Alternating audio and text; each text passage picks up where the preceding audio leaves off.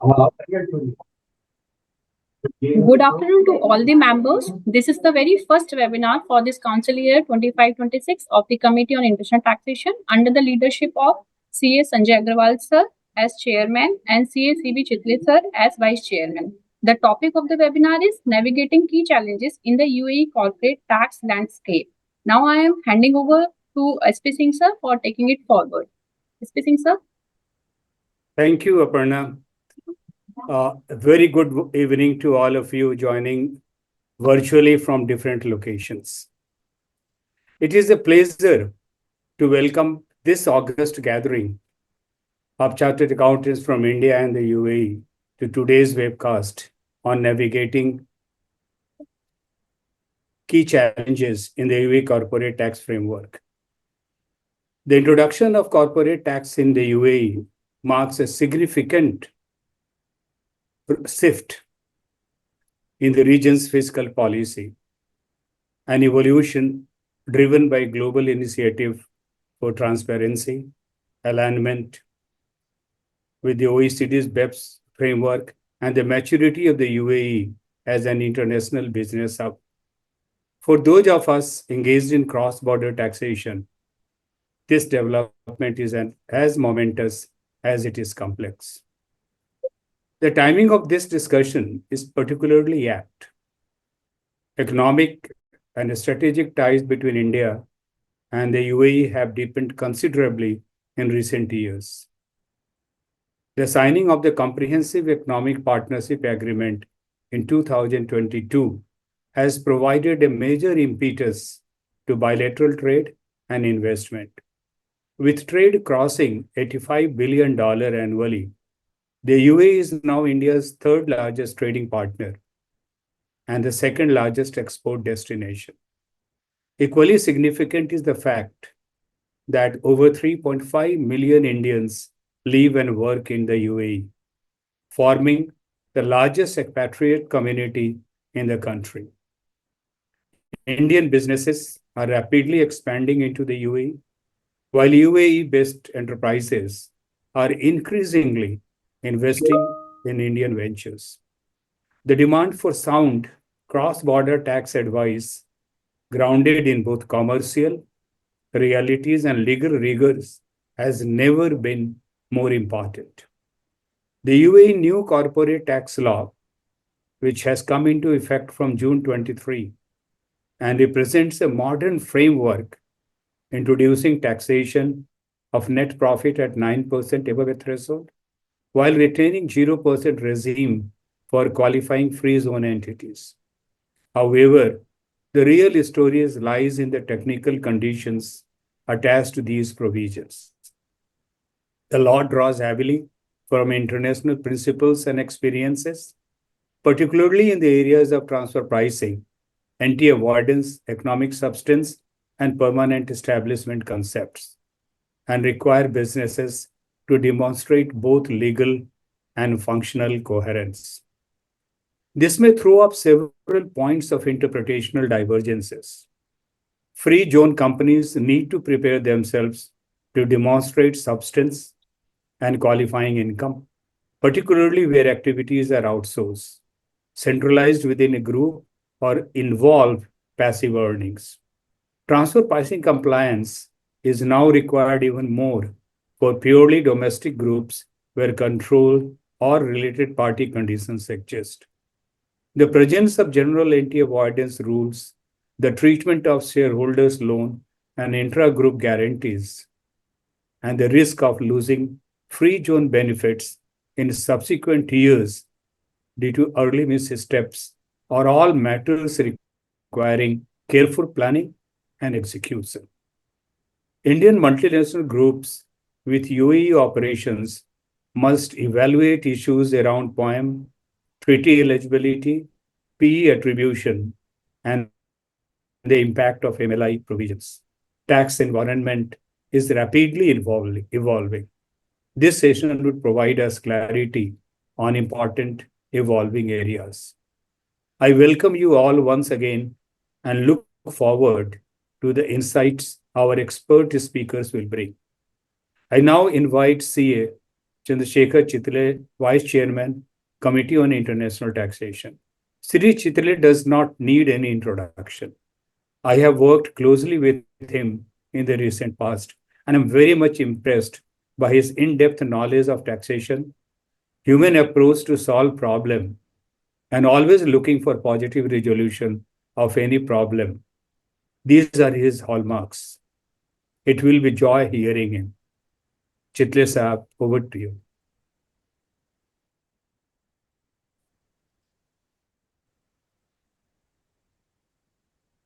Thank you, Singh sir.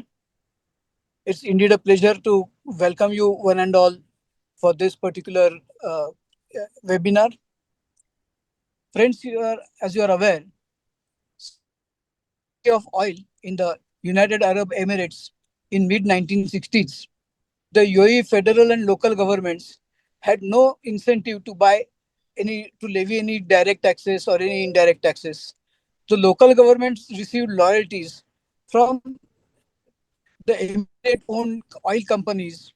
The local governments used to fund the federal government with this royalty receipts. Over a passage of time, the reservoir of oil also depleted, and naturally, the government looked at alternative sources for the purpose of raising revenue to fund the governmental expenses. Then they also adopted value added tax, as we popularly call as VAT. Thereafter, in January 2022, Ministry of Finance announced that it will introduce federal corporate tax on the net profits of the business. And maybe from 23-24, they announced that they will be imposing the tax. As far as VAT is concerned, the institute was one of the first to bring out with the analysis and the background material for the purpose of understanding the VAT. Similarly, when Ministry announced in January 2022 that it will be imposing direct tax as well in the form of federal corporate tax, CT as it is known in short form, the institute immediately geared up and prepared the background material with the inputs then available, and it went on successively improvising it depending upon the additional inputs. Friends, this Middle East is no more a corporate tax haven, but the tax rates are also today at a moderate level of 9%. Then generally the tax is imposed on corporates and the persons coming from out of this UAE. Generally natives are spared from taxation. So this was the beginning of this tax maybe a year or two ago. Now, like Indian tax system, gradually the tax system is flooded with various clarifications, circulars coming from the rulers. And as you know, that for the purpose of this taxation, mainly the principles of transfer pricing are being adopted because the persons from outside India, outside UAE are concerned with the income earning process, the ownership process. So, whatever materials, goods, services that are exchanged between the associated enterprises, it needs to be ensured that they are at arm's length. There are other principles they are required to be seen. Everything cannot be codified as we see in any tax law. So, with the passage of time, when the assessment maybe there are certain variations in income, and thereafter the process of litigation starts, and onto the contentious issues that are raised by the tax administration in UAE. Today, now some amount of this particular issues have cropped in, and maybe at an advanced level, there is a need to have a discussion on such contentious issues and the solution, what it should be. It's not necessary that on all occasions we will say that, okay, no need to pay tax. But also it is necessary that to say that, yes, in this particular case, tax has to be paid. So whatever is the advice, ultimately it has to be backed by reasoning and certain material which is available in the tax law, in whatever circulars they have come up in the particular country. And if at all there is a judgment law, based on the judgment law, one has to think. So always, if you look at any commentary on income tax in India or elsewhere, it does not say that Income Tax Act. It's a law and practice of income tax law. So likewise, up till now, we were deliberating around the law of tax in UAE. Now also the practice has started. So it is necessary to appreciate and understand what is practice of law in Dubai. For this purpose, the Committee of International Tax has organized under the leadership of CA Sanjay Kumar Agarwalji this particular webinar in which we welcome our speakers who have first-hand experience of practicing in UAE on these tax matters. CA Gaurav Singhal CA Rushabh Agarwalji, and CA Nirav Shah, who is moderator of the session. Nirav Shah ji is also faculty. All the three faculties, maybe by reading book, one would be able to appreciate the issue and give certain solutions. But one who is practicing, his solution will have more practical relevance and not merely theoretical one.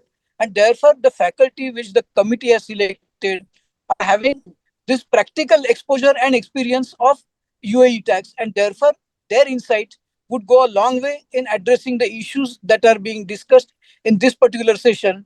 And this session will be moderated by CA Pranit Narahari and our own Sri SP Singh sir, who has vast experience in tax administration from the other side of table as well. So I welcome these faculties as well as the moderator for the purpose of this session.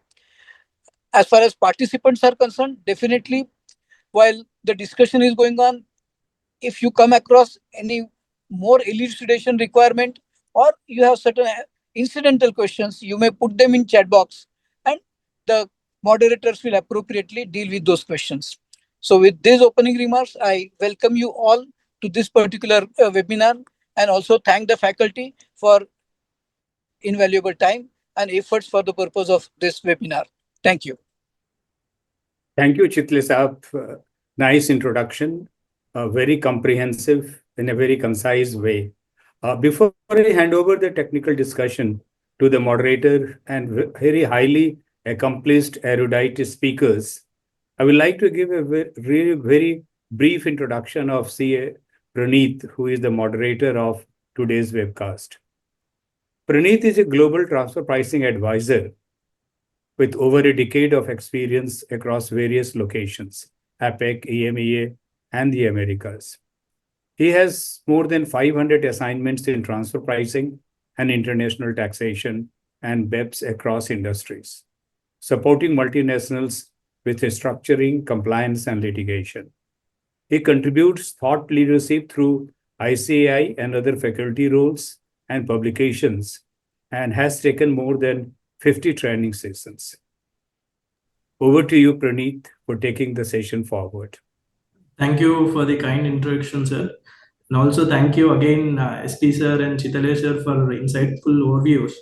So our agenda and the objective of the session is very clear: to keep it real, relevant, and have practical insights discussed so that our members have valuable takeaways that they can apply post the session.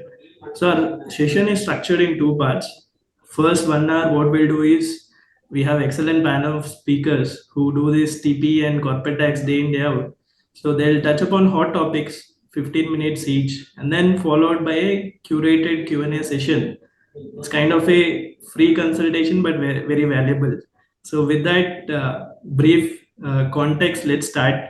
So we'll first start with the hot topics, which is free zone. So right from the inception of corporate tax regime, when everyone saw the number of 0%, everyone was curious and there was race to avail the 0%.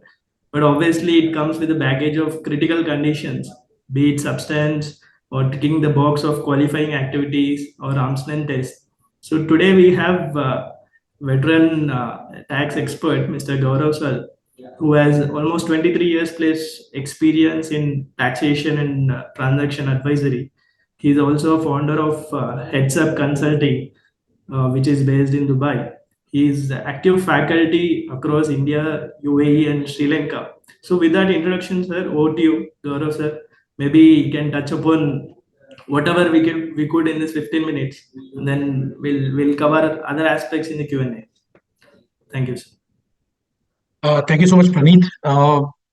What a fantastic start. I was in awe of what Chitle Saab said, particularly the statement that he made about how the books are often titled not just the law of direct tax, but law and practice of direct tax.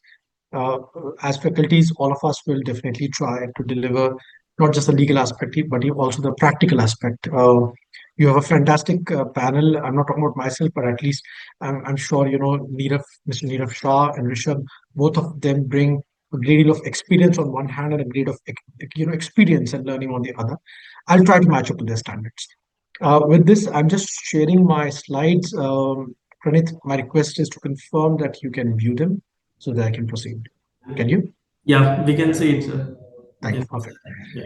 Gentlemen, ladies, the agenda for today's discussion will be focusing upon one of the key conditions to qualify for the 0% corporate tax rate, which is available to the free zone companies, subject to a lot of other conditions, but one condition which is applicable to every single kind of company, every single kind of business which wants to be eligible for the 0% corporate tax rate. And that condition is that the free zone company, which is claiming the 0% rate, should have adequate substance in that free zone or in any of the free zone. So, what is this condition of substance? Why it is so relevant? And practically speaking, how is this going to pose some challenges? I repeat, the free zone companies are in some cases eligible for 0% corporate tax rates, depends upon the nature of activity they are carrying on, and several other conditions. We are going to be focusing for next 15 minutes on the most important condition in my view, which is common to all the kinds of businesses, which is the presence of substance in the free zone in which they're operating. Now, we'll talk about where is this condition coming out of and what is the background for this requirement. Then we'll immediately move to the challenges which can be faced by virtue of the conditions built into the condition of substance. So basically, the requirement of substance is that a free zone company should be carrying out its core income generating activity in the free zone. That activity, by virtue of it, its value is derived, right? It's value driver activity. That is the activity which we call core income generating activity or SIGA. Now, what are the challenges which are emanating because of this SIGA condition? Then on top of it are the conditions that for those kinds of activities, for those SIGA activities, it should have adequate number of employees, it should have adequate number of assets and kinds of assets, it should have adequate amount of operating expenditure. So what do we mean by these conditions and how do they create their respective challenges? How do these challenges sort of transform in a scenario where any part of these SIGAs are outsourced by this free zone business to somebody else? Can they not? And what are the challenges emanating because of this? So this will be the contour of next 15 minutes. Firstly, where does this condition rise out of? The corporate tax law or the federal decree law in Article 18 says that a free zone person must maintain adequate substance in the state. And now, basically, what we're talking about is this adequate substance emanating from Article 18. But what is adequate substance is the next question, and that is where the cabinet decision goes on to say that it should have adequate assets. The company, the free zone person, the company which is there in free zone should have adequate assets, it should have full-time employees, and it should incur an adequate amount of operating expenditure in the free zone. Not again. All of these three things are in the free zone. So you should have adequate assets in the free zone, full-time employees in the free zone, and adequate amount of operating expenditure in the free zone. Now, adequate to what? The adequate what is very subjective, right? And we'll talk about it more. But adequate to what? Adequate to the SIGAs, to the core income generating activity. This is where the condition of substance comes from, right? Now, of course, what is SIGA? We have already talked about it. Those are those core activities, those value adding activities, those essential activities which give rise to the income, which help us generate revenue, right? So you can probably say that it's the antonym to the ancillary activities, to the routine activities, right? So SIGA are the core activities. Now, why is substance such an important benchmark? Why is it that it's such an important condition? Well, the most important reason is obviously that if you'll not meet this condition, you'll not get the advantage of 0% corporate tax rate. And mind you, if you are unable to meet the substance test, if you're unable to prove that you have the substance in the free zone in 1 year, suppose in year 2025, this is an ongoing year, right? So in year 2025, assume you're following a calendar year. If you are unable to meet the substance test, then you get disqualified from claiming the 0% rate for 2025 and also the next 4 years. So basically, the most important practical reason why the substance test is such a key test is because on it depends your eligibility to claim 0% corporate tax rate for 5 whole years, this year and next 4 years. But why is it that UAE will take it so seriously? There's a reason why. UAE has made an international commitment to make sure that it is never labeled as one of those tax havens.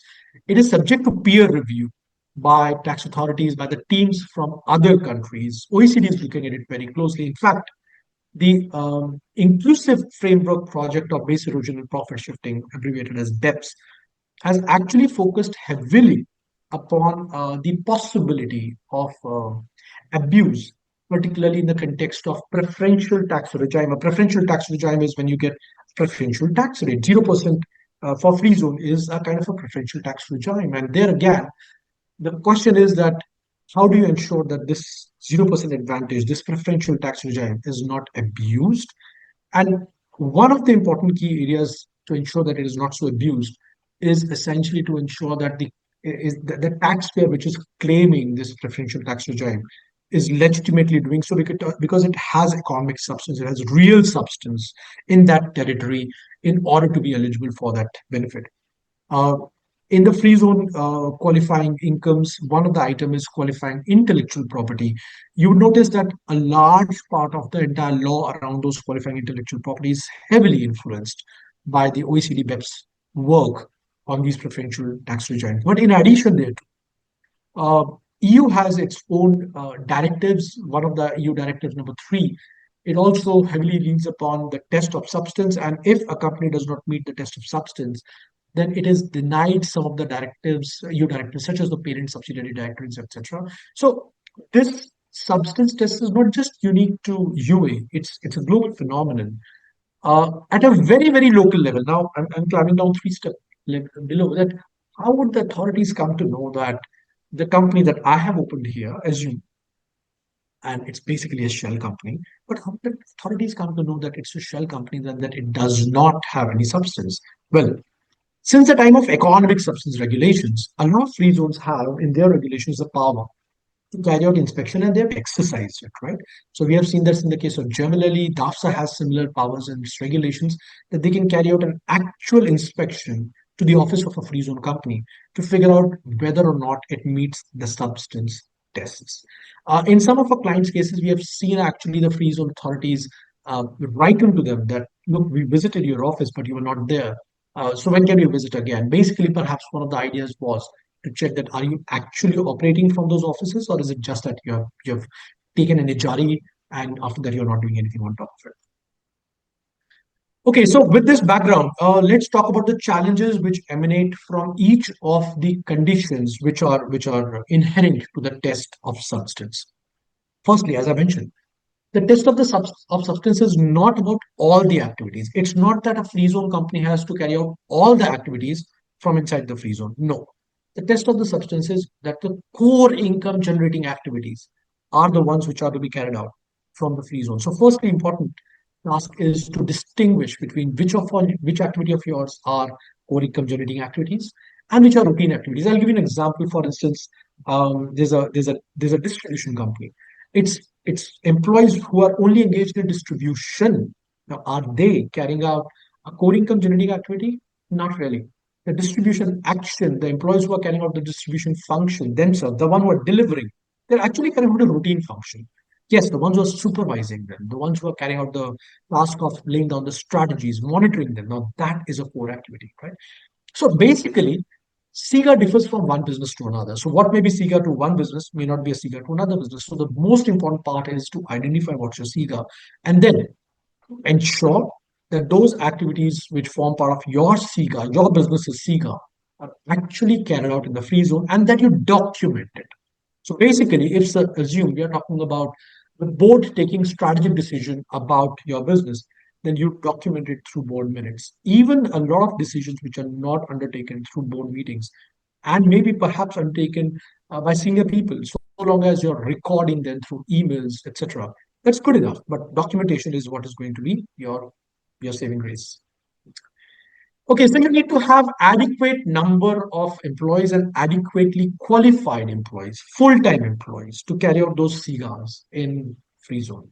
So first point to note is those employees have to be in the free zone. They have to be working from inside the free zone. I mean, physically from inside the free zone, right? And secondly, is adequate qualification, adequate number. What do we mean by that? What qualification is adequate? What number is adequate? And if I had a penny for every time this question has been asked to me, I would have got an adequate amount here, right? So basically, what I'm saying is that there's no answer to this question. It depends upon the facts of each case, and that's the reason why it's this qualitative, subjective exercise is something that you have to undertake. It's a self-discovery. There is even a possibility. So there's a question that I posed here. Can you imagine that there's a free zone business, there's a free zone person, there's a company which has no employees at all and has a very small office, and yet can it meet the substance test? And interestingly, the answer to that question is again yes, because adequacy depends upon the nature of your activity. If suppose you're a holding company, right? Pure holding company, which is not carrying out any other function, it's a special purpose vehicle, it holds assets and that's it. Do you really need employees all the time? Do you need a big lavish office? Not really. As long as the core decisions, the strategic decisions about evaluating the investments, whether you should invest into a particular company, whether you should continue to stay invested, when should you exit, and at what price should you exit, what term should you exit, all of those decisions are made even by the board of the company, and the board minutes are adequately documented, which show that those decisions have been made from inside the free zone office, the small office, yes, that's adequate. And that's actually something which is stated even in the corporate tax guide issued by the by the FTA on free zone related matters. This is particularly example number 25 that I'm talking about. A lot of corporate groups, multinational groups, which have a presence, which is multinational presence, they would have CEOs, CFOs, COOs that are operating at group level, not at the entity level. Now, if those people are not actually operating from Dubai, from UAE, then these businesses will face a problem. How do you manage that? That's a practical issue. Those people who are working on two functions, a company which is a manufacturing company, but it is also carrying out some treasury functions. Both the functions, by the way, are qualifying activity. But can the same employee be counted towards both the functions? The answer is no. So how do you ensure that there's no double counting against multiple functions, even if those multiple functions are qualified activity? How do you deal with those employees who are working from home and that home is not from inside the free zone? Is that something which is okay? And not really speaking, not really. The physical attendance is going to be important. So maintain biometric attendance records if possible. That's the best possible way to prove that people actually were operating from the inside of the free zone. We have got questionnaires from the types of economic substance regulations when these biometric attendance records have been asked. Ensure that your employment policies, your terms and conditions clearly bring out that the people have to work from inside the free zone. Maintain their travel records that these people are traveling a lot to demonstrate that they were in the free zone when they took the strategic decision. Document and retain their qualification, their profile, to be able to prove that they were the right people to carry out the particular function, the core income generating activity for which they were responsible for execution, or for that matter, even supervision. Uh, this is when you were carrying out the activities yourself. But can you outsource the core income generating activity? And the answer, interestingly, is yes, you can. Now, it depends upon different kinds of businesses. If distribution, which is one of the qualifying activity, is a business in which you are engaged, then yes, you can outsource it, but you can outsource it only to a person which is also operating from within a designated free zone, not just any free zone. That's such a restrictive part of the spectrum. The other end of the spectrum is qualified intellectual property business, in which the outsourcing can happen not just to a person inside the free zone, but even in the mainland, or frankly, even outside the UAE, so long as that person is not a related party. So you can see that there's a whole spectrum of how far away can the agency be sitting to which you're outsourcing your core income generating activities. Again, you'll have to ensure that even in case of outsourcing, there is no double counting. Uh, I think legal agreements will form the most basic part of the beginning of this responsibility. That in the agreement that you have with your outsourcing agency, it should be clearly mentioned that the people who are working on your account should be fully employed and they should not be double counted versus any other of their clients. Um, from a control perspective, you'd find that a lot of companies out here have arrangements where they're actually controlled not by the people sitting in here, but by their foreign directors, sometimes even shareholders. If that's the case, see if it's possible to engage professional managers who are located here, and it's possible to delegate the strategy decision making to them. And if not possible, then evaluate whether you can relocate those foreign directors and shareholders. After all, Dubai tends to be pretty attractive to expats.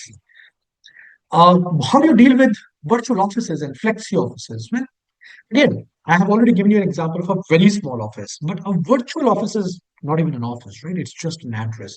So will that meet the substance test? I really doubt. So essentially, again, it will depend upon the nature of business and if you're outsourcing, the extent of outsourcing. About even the operating expenditure, the question is what is adequate amount of operating expenditure which should be incurred from inside the free zone on the free zone office to prove that adequate substance test is met will depend upon the nature of business. But a word of caution, if you are thinking that a large part of this expenditure will be a payment that you made to your own related party, it will probably be frowned upon. We have already had this experience in a few other jurisdictions. So any payment which was made to a related party, Singapore, Mauritius, for instance, they frown upon treating that as an OPEX. I think I'm almost at the last slide here. A few of the operate practical expenditure are that practical issues are that look, even if you're a startup, even if you're unfortunately making losses for the time being, it's your first year or first couple of years, you may not be earning any qualifying revenue at all. And frankly, you are exempted from the condition that you should be earning qualifying revenue to be eligible for 0% corporate tax rate in the initial years of inception, so long as you're not earning any non-qualified revenues either. But you're not exempted from the substance test. What I'm trying to say is you're a small business, you have just started, right? You're making losses, you don't have adequate money, and yet you will be forced to spend on maintaining substance. And this is something that you have to be ready with. The law is pretty black and white on this thing, pretty clear on this thing. There is a relaxation which is there about the condition of earning qualifying income for startups. There is no relaxation for substance.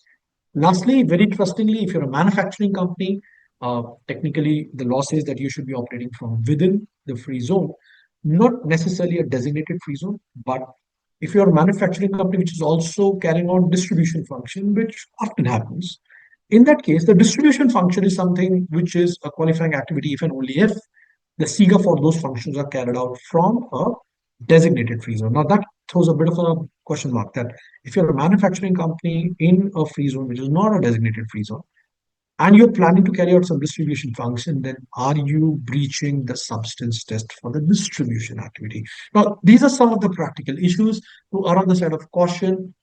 Since this is the extent of clarification that we have so far, it'll probably be advisable to have a presence in a designated free zone for the limited purpose of the distribution function, if not for the entire manufacturing operations. I have already overshot the time which was allotted to me by 3 minutes and 40 seconds, 41, 42. I'll stop counting. And I'll hand over the reins back to my very learned and brilliant moderator, Praneeth. Praneeth, over to you, and I'm waiting eagerly to hear from Mr. Neerav Shah, an extremely accomplished, experienced, fantastic speaker, and Risha, most energetic gentleman I've ever known, passionate about taxes. Thank you so much. Thanks. Thank you. Thank you, sir. Excellent inputs. I think viewers would have been curiously hearing out word by word the way you have tried to consolidate it in 15 minutes. Yeah. I think before moving up to the next session, I just have one question. We have few in the basket towards the end as well. So should we measure adequacy or substance relative to the activity or the volumes? So if you can share your inputs on this. Yeah. My personal take on this thing, Praneeth, is that look at the activity. Basically, what I'm saying is, in today's day and age, if you have probably a couple of zeros, in the profit and loss account, basically on the top line or the bottom line, you need not necessarily need 100 times more employees, or even frankly 10 times more employees to handle 100 times more business, because you have the support of a lot of technology, and sometimes the numbers are not so important. The question is, whatever is the business, the core activities of that business, are they being sufficiently handled by the number of people who are working from inside the free zone? You may be blessed with some extremely brilliant team, where a very small team is able to handle all of those core income generating activities. The fact that that team is small, very lean, should not stand against you. The point is, if there are people, however, who are working from outside the free zone and supporting these people on those SIGAs, then it's going to be an issue. So my take on this is, focus upon the activity, not necessarily the volumes. That's my take on it. But again, in case to case, I'll probably differ from myself. Thank you, sir. Appreciate your insights on this. We'll definitely get back again in the second half of the session. Now we'll move on to our next topic, wherein we'll touch upon the foundational aspect of accounting decisions and how they have repercussions on the CT outcomes. For this, we have tax veteran Nirav sir, who has almost 3 decades of experience in tax structuring, international tax advisory, investment strategies. He's a founder of Fame Advisory, which has been in UAE for more than a decade. He's a rank holder, Big Four alumni, author, and also tries to give back to the community, having been in the leadership roles in ICI, GITO, STEP, and others. So, with that, over to you, sir. Maybe you can shed some light on maybe accounting treatment for unrealized gains or losses, transitional rules, stock valuations, how our accounting decisions will definitely have an impact on the corporate tax outcomes. Over to you, sir. Thank you, Pranit. Hope I'm visible and Yes, sir. audible. Loud and clear, sir. We can get started. Okay, very good.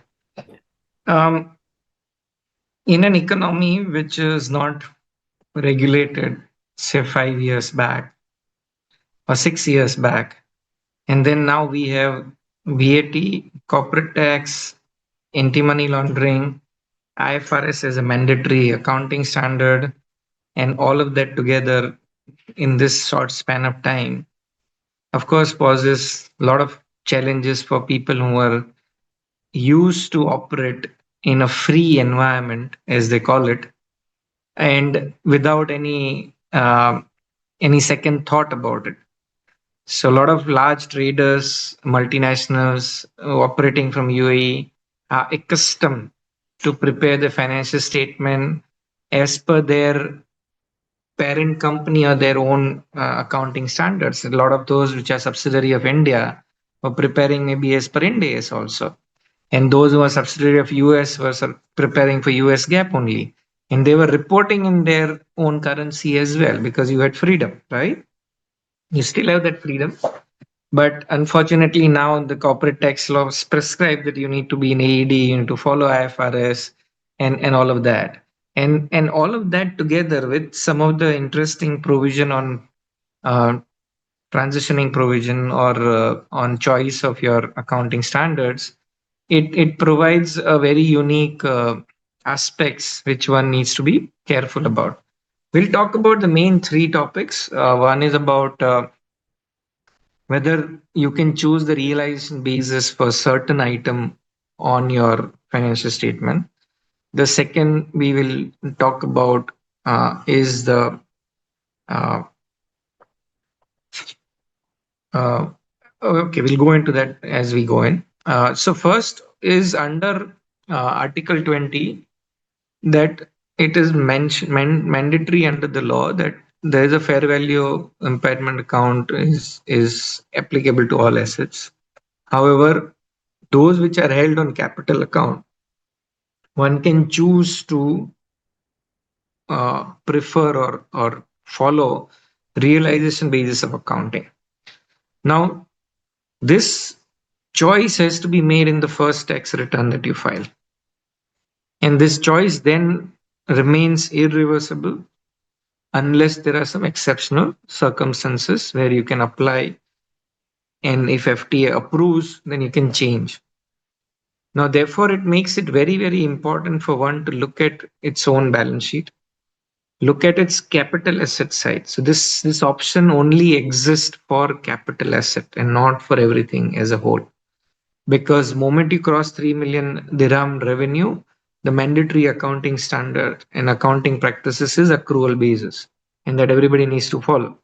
As per accrual, when you follow IFRS, you need to do fair value for certain things which are prescribed in IFRS, right? You have an option under the tax law, and again with a view that notional gains are not subjected to tax.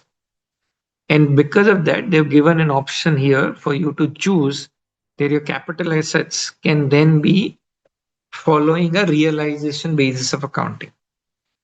Now, what happens then? If you are a very fixed asset heavy or property or plant heavy, you may have to think twice. Because moment you say it is realization basis means you may not be able to claim the depreciation or amortizations, because that's the concept under accrual basis only, right?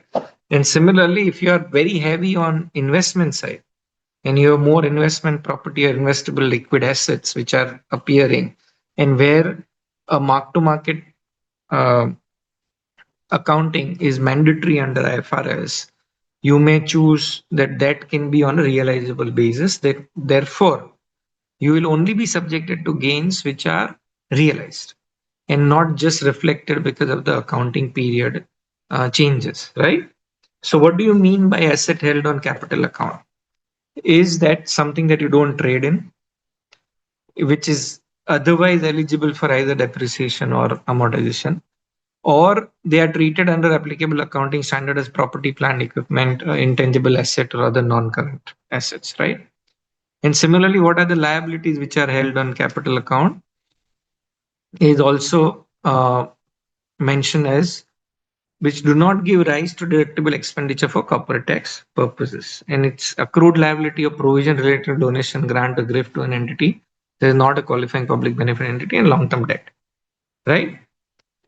Everything other than this is referred as asset or liabilities held on revenue account.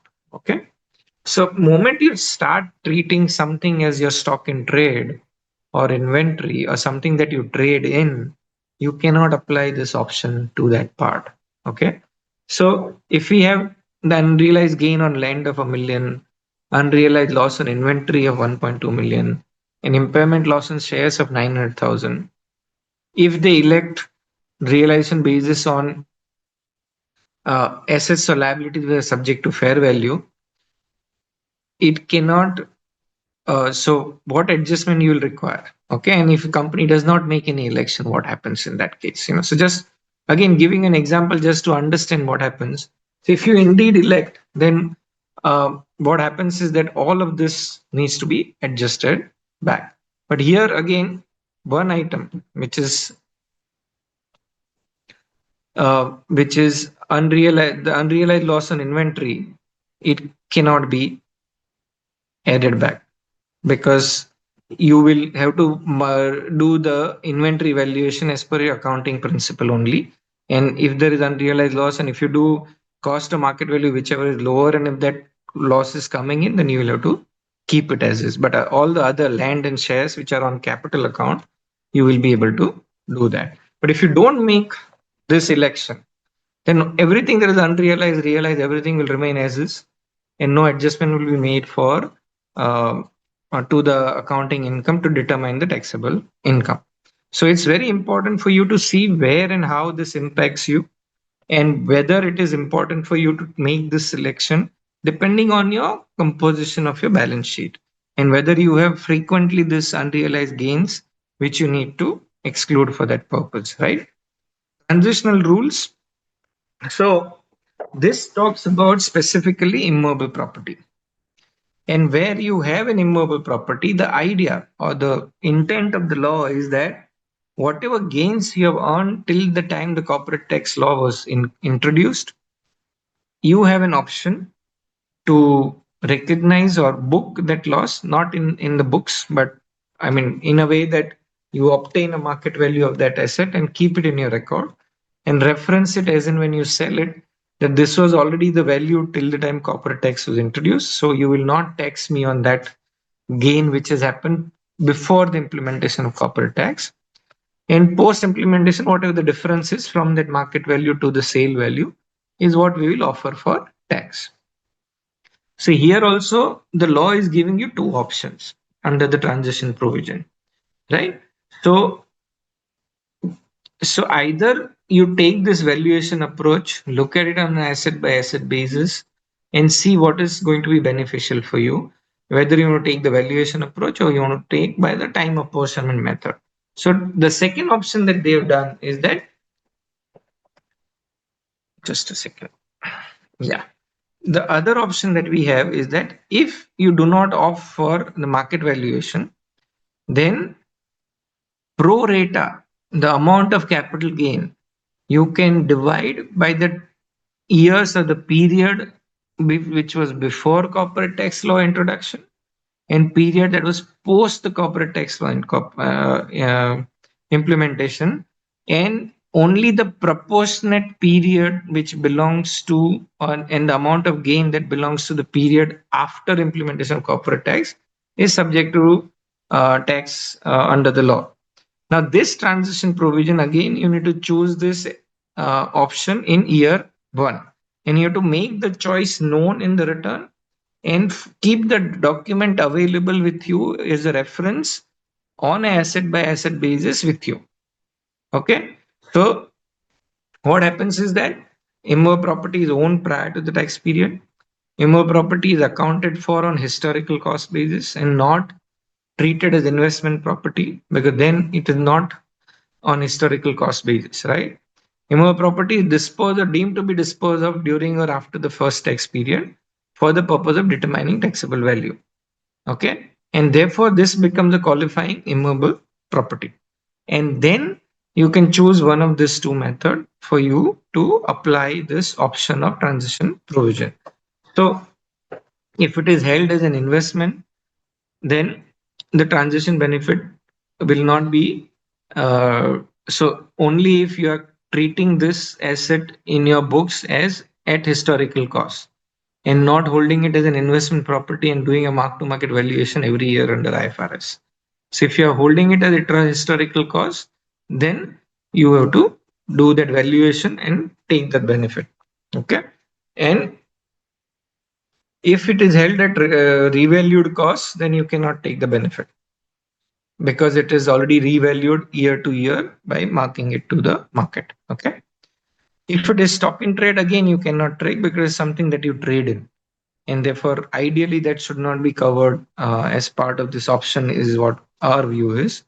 There are, of course, contrary views which are adopted by some of the developers, and they've asked for a private clarification on this as well. So anyway, that's separate, and as and when we know what the final outcome is, we'll try and share that up with you. Right?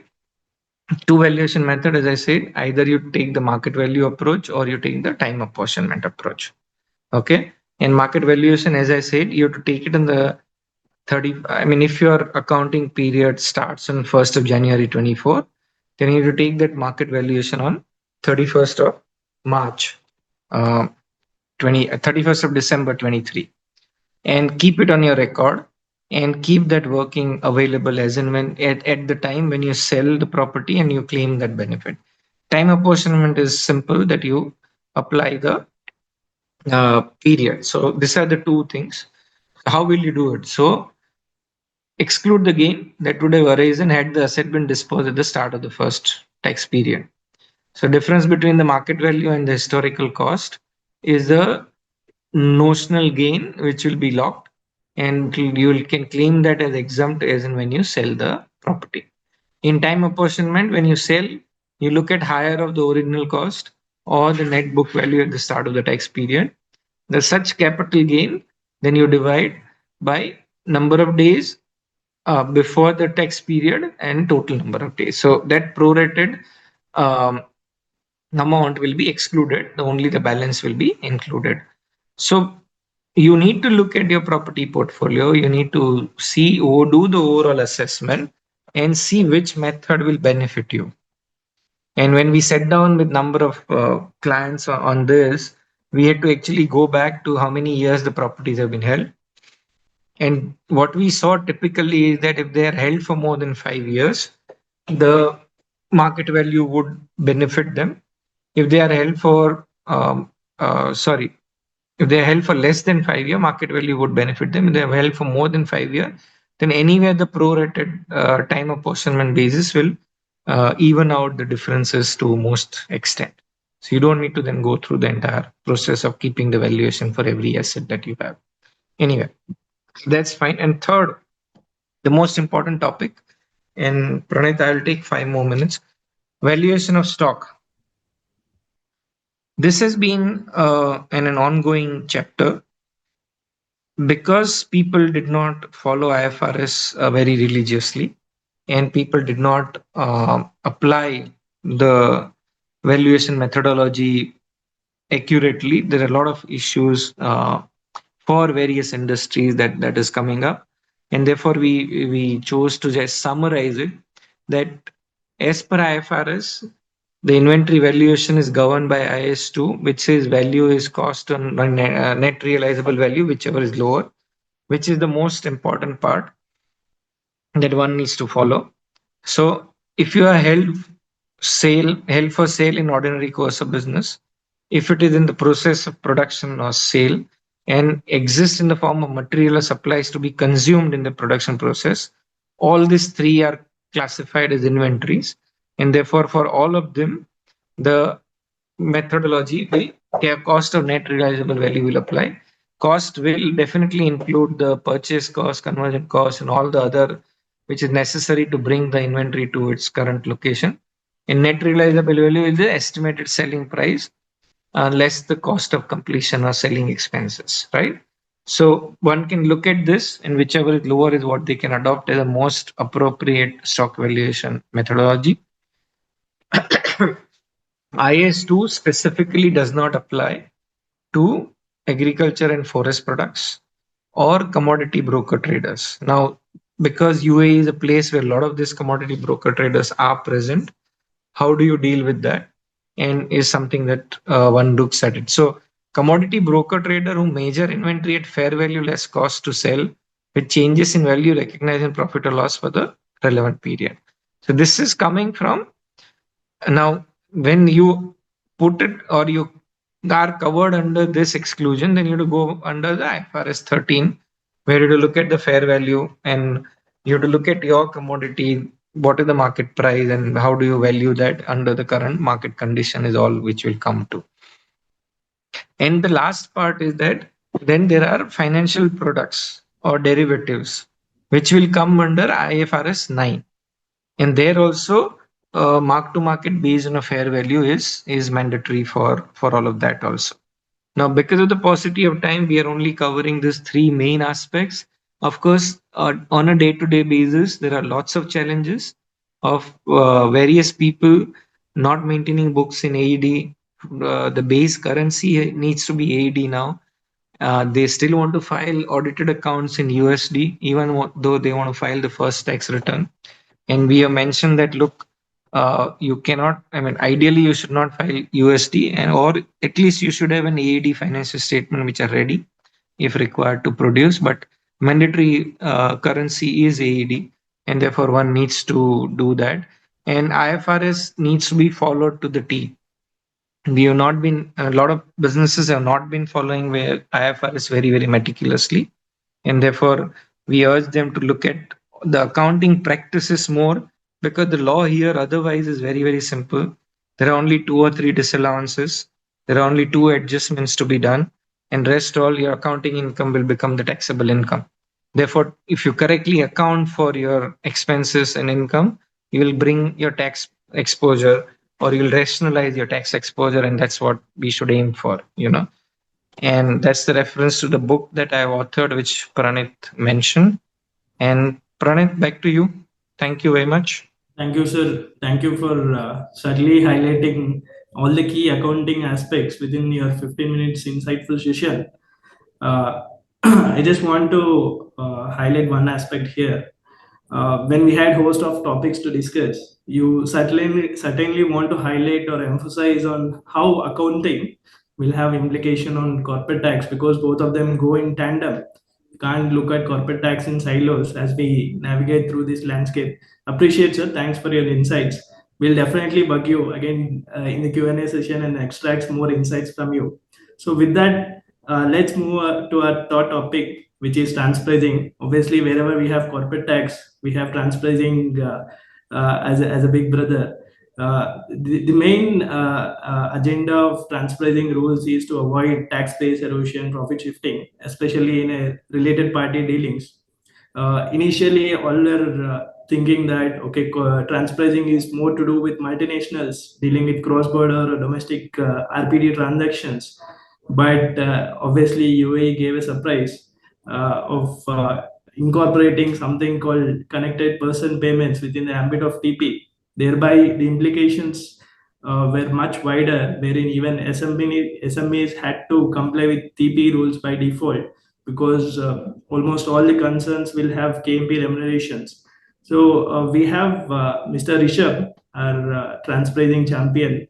Just to briefly introduce him, he's a rank holder. He holds LLM from Vienna University. He's a well-known faculty and speaker on transpricing aspects in India and UAE. He's also a partner on TP and BEPS at SBC.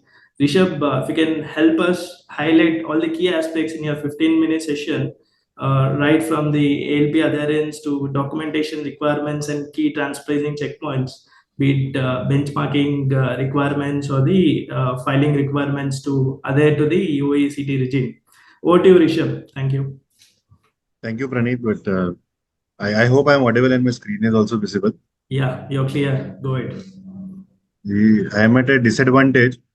There have been two batsmen who have opened so well. You have been fielding since the start. Now I have to, being a tail ender, I have to bat and I have to talk about transfer pricing. So I'm at a strategic disadvantage here. But nonetheless, to answer or to cover all of these things, what I have done over here is I've curated few important things from a TP standpoint, and also the common pitfalls or common FAQs kind of a situation that has been that we have been seeing across our practice line recently.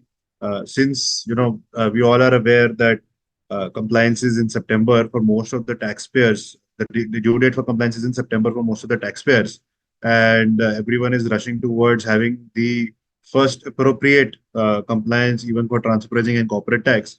So I have curated various permutations and combinations that are required and what has to be reported from a TP perspective. Right, that would be my main focus today. From the applicability standpoint, I think our audience has already become a champion on what all has to be reported and how it has to be reported, what they have to file and maintain. The three-tier documentation from transfer pricing disclosure form, a local file, a master file, and wherever it's M&E groups or CBCR, and all the supporting documents that help us prove that we have transacted at arm's length with our related parties. And all of this would support our claims that we made in the local file and the TP disclosure form. So these supporting documents, the importance of this supporting document should not be undermined. And these are the unsung heroes which will actually help us protect and defend our transfer pricing strategy or the transfer pricing policy that we have made. Right. These supporting documents include things like intercompany agreements, invoices, vouchers, even things like emails if we have to prove about a need benefit test. And all of this would contribute towards the overall aim of demonstrating that we have followed a TP policy, that TP policy is in line with the UAE TP regulations, and using that TP policy, we are transacted at arm's length and we have implemented it completely. Right. So majorly, I will today focus on the TP disclosure form, local file and the master file, the three-tier documentation that every taxpayer has to prepare, file, maintain, keep, and file on request with the FTA, the Federal Tax Authorities. So what all is included? What are the different permutations and combinations? Right. So from a threshold standpoint, the TP disclosure form has to be seen in three phases. Right. The first phase is the applicability.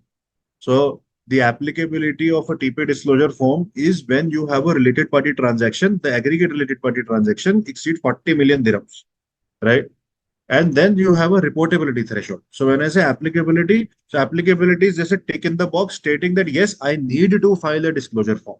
Whether I need to report transactions or not is a separate question altogether that has to be answered. And this is one of the most confusing aspects of filing disclosure form, where a taxpayer comes and says, see, my related party transaction exceed 40 million. So do I need to report even each and every small transaction? So answer to that is that the disclosure form is divided into 7 categories of transaction. You need to see whether per category value of related party transaction exceed 4 million. So giving an example here, I sold to 3 of my related parties goods worth rupees 2 million each, and I had other related party transactions, so my threshold of 40 million was exceeded. So once my threshold of 40 million of all the related party transaction has been exceeded, I am liable to file a disclosure form. But the next question comes, what all transactions should I report? So from a sales category standpoint, I will see what is the aggregate value of related party sales that I've made to all the parties. So in our example, it was 2 million each to 3 parties. So it's 6 million. It exceeds 4 million. So once this threshold has been breached, now all the sales transactions I have to report, whether they were less than 4 million or more than 4 million. So two checks, 2 step points. First is applicability of disclosure form. That is the uh, aggregate value of related party transactions should exceed 40 million dirhams.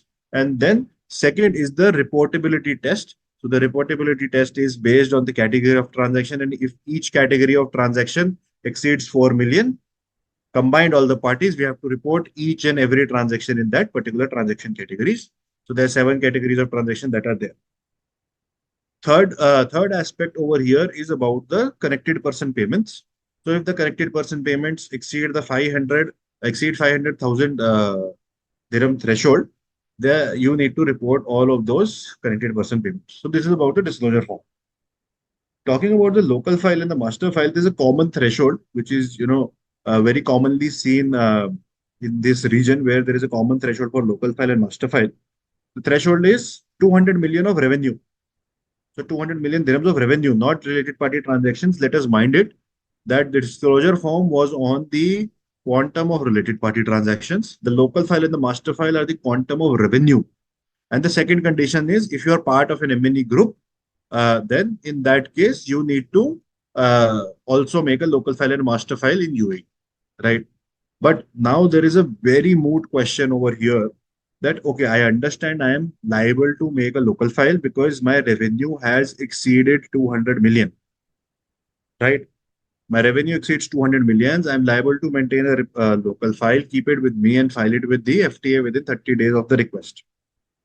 But the point is whether all the transactions, related party transaction and connected person payments are reportable in the local file or not. So my next slide answers that question.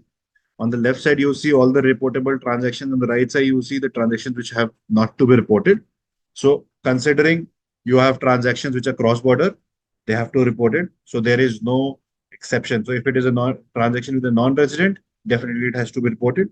Transaction with an exempt person, person availing small business relief, person having differential tax rate, and the natural person who is dealing with us in an independent, who is not dealing us with an independent capacity. So let us assume that we are a 9% tax-paying entity who all fall into this category of reportable transaction. So if as a 9% normal tax-paying entity, I have a transaction which is cross-border. So let's say with my Indian related party, yes, I need to report. If I have a transaction with a related party that is availing small business relief, yes, I need to report. If I have a transaction with a related party who is in a free zone and is a qualifying free zone person, that is, it is taxable at 0%. Yes, I have to report. But what we don't have to report is much more of importance than on what we have to report. Reason being, we don't have to report transactions where the entities are taxed at same rate. And this has to be seen only in domestic scenario. As I mentioned, all international or cross-border transactions have to report it directly. So if I was a 9% paying entity, tax paying entity, and I have a transaction with another 9% tax paying entity, then I need not report it. So there is a tricky situation over here that there is a possibility that I have to file it in the disclosure form, but I still don't have to report it in the local file. So I have created various scenarios that we will see ahead. But until then, what we don't have to also report is a transaction with natural person if they're dealing in an independent capacity. So, connected persons to whom we are making payments, though those are natural persons, but of course they're not dealing with us in an independent capacity. So they have to be reported in any case once the local file threshold has been breached and the local file is applicable to a taxpayer. Then transactions with partners of an unincorporated partnership, which are few specific scenarios, alongside with transactions of a non-resident having a PE, transacting with another PE in the UAE, which is taxable again at the same tax rate. So because they're considered, all the Ps are considered different taxable persons, and if they're taxable at the same tax rate, general rule applies, but then they have given it as a proper exception in Ministerial Decision 97. So coming on to scenarios over here, only one assumption that we need to know, that the taxpayer in all of these scenarios is taxable at 9%, right? So considering that, we will see different scenarios. So scenario number one, what we have is that we have a related party transaction of 48 million, connected person payment of 648,000. Total revenue of the entity is 212 million. So considering these three thresholds, what we see that yes, the local file is applicable to the client because it exceeds 200 million of revenue threshold. We also saw that the disclosure form is applicable because the related party transactions, aggregate related party transactions exceed 40 million dirhams, 48. See, the connected person payments all exceed 500,000. So in a case, what will happen? We will file a disclosure form for the taxpayer. We will report all related party transactions which exceed the 4 million threshold. Report all related party transactions, category of related party transactions which exceed the 4 million threshold per category. So that is the thing. So crossing 40 million made the disclosure form and the RP schedule mandatory for me to report. But if I didn't have any category of transaction which was exceeding 4 million, then in such scenario, I need not report anything in the disclosure. But if any category of transaction in aggregate exceeds 4 million, I need to report all those transactions in that particular category. Connected persons, 500,000 threshold has been breached, directly needs to be reported. But now this is the funny scenario. Because of the revenue threshold, my local file check the box is there because I need to maintain a local file. But what is reportable in the local file? In our scenario, the transaction is with the related party of the same tax rate. So 9% need not be reported. In this scenario, we will report only the connected person payments being made. So there is a mismatch. You first saw applicability of disclosure form, then you saw the reportability of disclosure form. Then you saw the applicability of local file, then you saw what transactions have to be reported in the local file, right? Similarly, there is scenario number two, where these same scenario, nothing changed. Only thing changed was that the related party transactions were now with an entity which is taxable at a 0% tax rate in a domestic scenario. So it's a QFZP, in short, it's a QFZP. So in this scenario, first, applicability of disclosure form. Yes, it is applicable. Need to report. Yes, need to report. B, connected person applicable. No, because it does not exceed 500 million. But now this is the funny situation here. Is local file applicable? Yes, local file is applicable because 200 million of revenue threshold is breached. Now what to report in the local file? Local file reportability we'll check again independently, where I will say now I have to report all the related party transaction also because the transaction are with the QFZP. That is a differential tax rate taxable person. And then CP payments, yes, because these transactions are with natural persons, which are my related parties or are not in an independent capacity. Even though CP payments were not reportable in the disclosure form because of the threshold, they still need to be reported in the local file, provided the local file is applicable. Right. Let us see scenario 3 and scenario 4 as well. In scenario number 3, we didn't breach the disclosure form threshold of applicability of 40 million. So related party transactions less than 40 million, connected person transactions more than 500,000, revenue more than 200 million. So my local file is applicable. In disclosure form, the disclosure form RP schedule is not applicable, and CP payment schedule we need to fill and report. But funny situation again, that even though I do not have to report in the disclosure form any of my related party transactions, I still need to report it in my local file Why? Because these transactions are not tax neutral and these transactions are with entities of a differential tax rate. Because my client or the taxable person was taxable at 9%, and now in this scenario 3, the related party is taxable at 0% or is a QFZP. Right? Then we have scenario number 4. I am not breaching the disclosure form threshold. I am not breaching the connected person payment threshold. But the local file is applicable to me because the threshold of revenue has been breached. In such a scenario, what will happen? In such a scenario, if my related party transaction or my related party is taxable at the same tax rate, I will not report. Those transactions only report CP payments, which is scenario number 4 precisely. But if my related party was taxable at a differential tax rate, we also have to report a related party transaction, even though they were not breaching the disclosure form threshold of applicability as well. Then we have scenario number 5, where the related party transaction threshold is breached of 40 million, connected person threshold has not been breached, and the local file applicability threshold has not been breached. In such a scenario, no local file has to be prepared. So we need not go on checking the reportability of the local file. However, from a disclosure point standpoint, we need to check the applicability. We are liable to file the related party schedule as we exceed 40 million. Then we see check the reportability, but then we are not liable to file the connected person schedule as we are not exceeding the 500,000 threshold of CP payments. So that is why there is a clause. Then we have the final situation, the easiest one of all, where we do not breach any of the thresholds, neither for related party schedule, nor for CP payment schedule, nor for the local file, so no reporting. However, there is a catch here. Even though there is no reporting, even though there is no disclosure form requirement, no CP payment requirement, no local file requirement, still the taxable person has to maintain supporting documentation to prove that he has transacted with related parties and connected persons on arm's length, and the CP payments are at market value. So you would still need to have that supporting document or an arm's length documentation as an ALP memo, TP memo, whatsoever name you call, but you will still need to do the complete benchmarking process, even though there is no reporting, even though no disclosure form, no master file, no local file, but still you need to have the ALP documentation ready with you. Keep it with you because that is part of the supporting documents that the FTA can ask, and we will need to produce it within 30 days, right? So it is a little bit of a similar scenario that we have seen earlier, that the related party threshold has been breached, CP payment threshold has not been breached, and we do not, we are not exceeding the 200 million revenue threshold, but we are part of an M&E group because my group revenue exceeds 3.15 billion. So local file becomes applicable to me through the second condition, that was you are a constituent entity of an M&E group.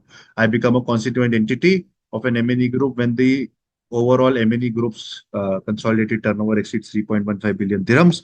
So because of that condition, the local file becomes applicable. And once the local file is applicable, we go to see the reporting, which transactions have to be reported. And in our case, since I was a constituent entity, I was taxable at 9% and my related party is taxable at 0%. I would still have to report all the related party in the connected person transactions. So, Pranit, I think I have covered all the major points that I wish to highlight today, and I leave the floor to you. I hope I have done justice to the speakers, to the listeners today. Thank you for highlighting all the compliance related requirements and also taking us through various permutations and combinations. Without any further delay, now let's jump on to Q&A session. I would call upon all the speakers to on their video. So I'll present certain Q&As wherein we'll get candid real-time views from all the speakers because they deal with claims day in day out, and being top voices of tax in the UAE, obviously they keep hearing a lot of challenges not only from claims but also fellow practitioners or consultants. So with that context, let's start the Q&A session.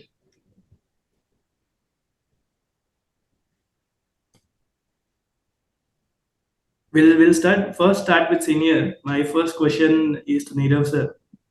Sir, obviously, the moment we saw 0%, there was a bit of a race to claim this 0% benefit. and on top of it, there's too much stress from the clients also.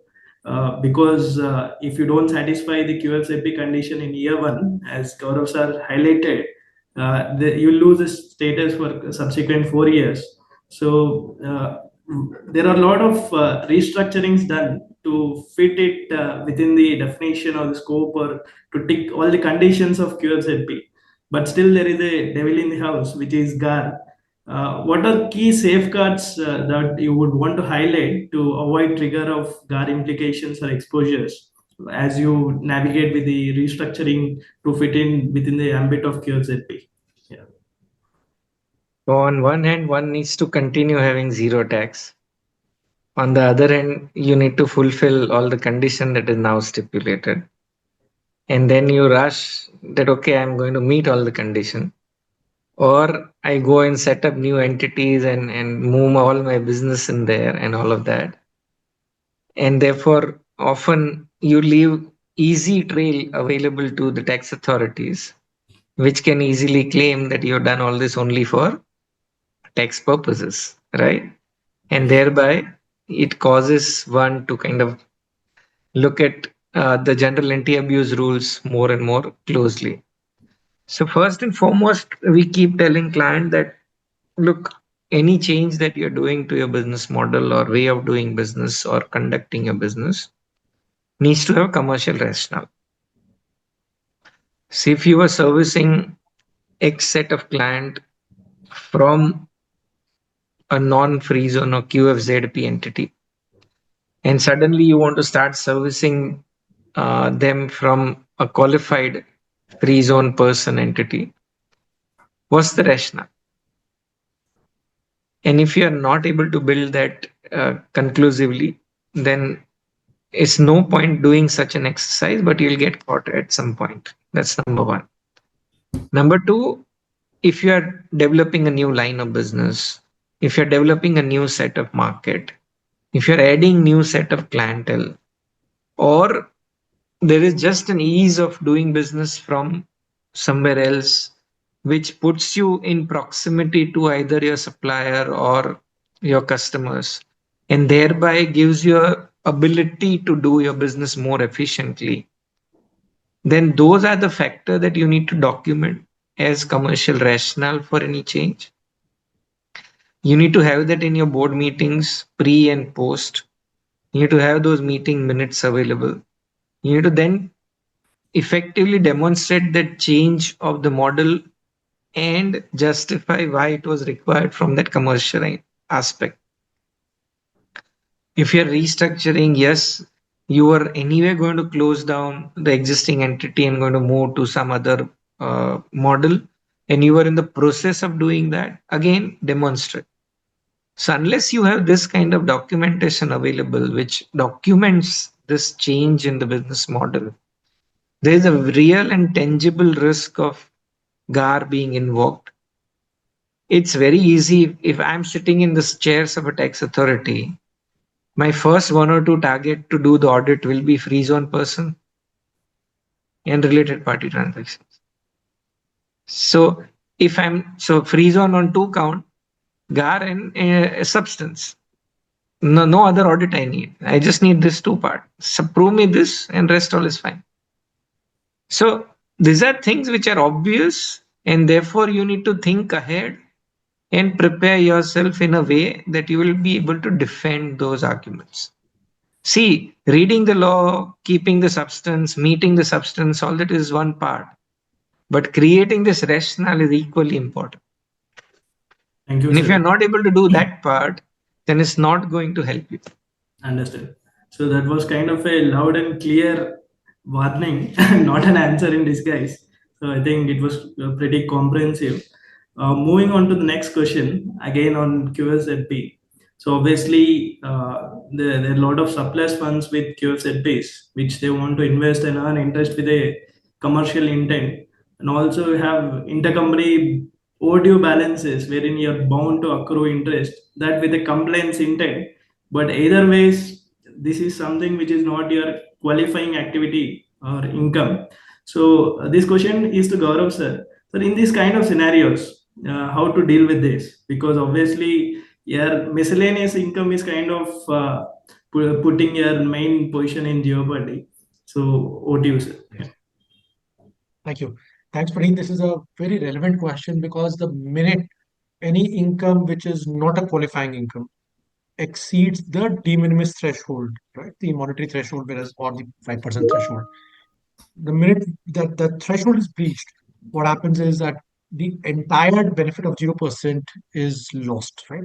So the question is, how do we deal with this? Because is it or is it not an income which can fit into the parameter of 0%?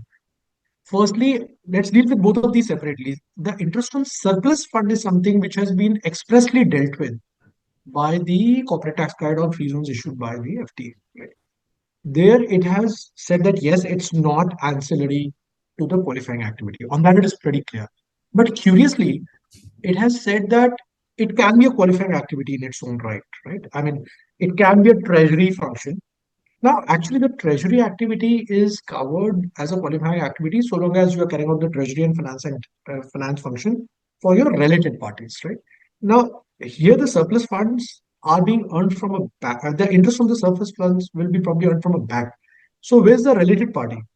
Interestingly, the corporate tax guide says related party, which includes oneself. That means the company itself is earning the interest on surplus fund. That can be covered as a qualifying activity being treasury and financing activity. It's a curious interpretation. Generally, one would imagine that the related party is a separate entity, unless we were talking about, say, a branch head office situation. But the guide has made this statement not once but twice, right? So it's something one can rely upon. The other conditions have still to be met, and you have to check the license whether you can claim that you're carrying out that kind of a treasury and financing function. That's point number one, right? If you meet all those tests, then interestingly, the interest on surplus funds will not be eligible for 0% as ancillary activity, but as a standalone qualifying activity, which is amazing, right? That's point number one.